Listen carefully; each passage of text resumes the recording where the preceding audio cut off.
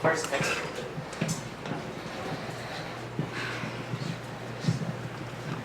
I was sitting at the bar. Maybe I'd had a few too many, or maybe just enough. But I felt myself starting to fall. It wasn't just me falling. The guy next to me, the bar stools, the bar rail, the bartender, the bar floor, the whole establishment. It all started to fall. Of course, you don't notice it once you've settled in at 32 feet per second squared. You don't feel the downward acceleration. You look around and everything seems to be in place where you expect it. The funny thing is, it is really all falling down faster than you can imagine. I wouldn't imagine it, except I felt that nearly imaginary little lurch when it all started to fall.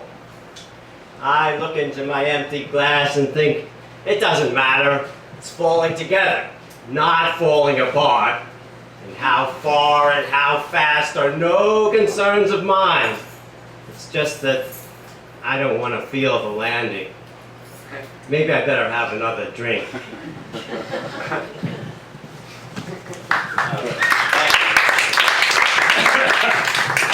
The following program is going to include some adult content, some adult discontent, and some nudity. So hold on to your hats. Maybe all you got left. A guy walks into a restroom. Where are the urinals, he thinks. And then he hears a scream. Let me repeat that. A guy walks into a restroom. And it's very important that I remember to say restroom and not men's room, because otherwise the joke is ruined. Where are the urinals, he thinks. Now, what kind of restroom has no urinals? Not the restroom in this place, I can tell you. But you have to think about that. You have to be aware. And then he hears a scream. And you would have anticipated that.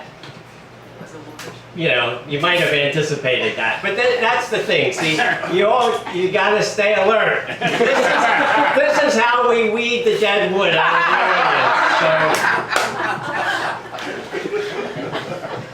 audience. So hang in here. But the thing is, that guy took the wrong fork in the road. But you needn't wait to come to a fork in the road. You're always at some fork or another. Some of the forks have so many tines, you would not recognize them as forks. But at every step, you make a decision, weighing certain considerations, failing even to consider others. There are advantages and disadvantages to each alternative you choose, and to every one you don't. There are multiple possibilities that are multiplying all the time, requiring infinite parallel universes to accommodate them all. Onward you choose, realizing some benefits and some consequences, dismayed at how often you feel betrayed by your own decisions, finding at length that no matter what choices you make, you just can't please all of yourself all of the time. So everybody ends up in the wrong place at the wrong time at some time or another. Everybody with one exception, the man who was never there. Monday morning at the bus stop, the man who was never there was not there again. In a world teeming with unpredictable improbabilities, the one I can always count on is the man who is never there. Tuesday afternoon, at an intersection, I had the impression that he was standing on the other side of the street. But a truck rumbled by and left in its exhaust. No sign of him. All I could do was to conclude that I had been mistaken. Wednesday evening, in a shop window, I thought I caught a glimpse of him, But when I stopped and looked once more, I saw no one in the store except a headless mannequin. I cast the mannequin an ironic grin and went on about my business. Thursday night, by the woods, I saw a man emerge as if he'd materialized from the trunk of an oak. He strode forward, nodded knowingly, and returned to me the same grin I'd given the mannequin on the day before. Then he spoke.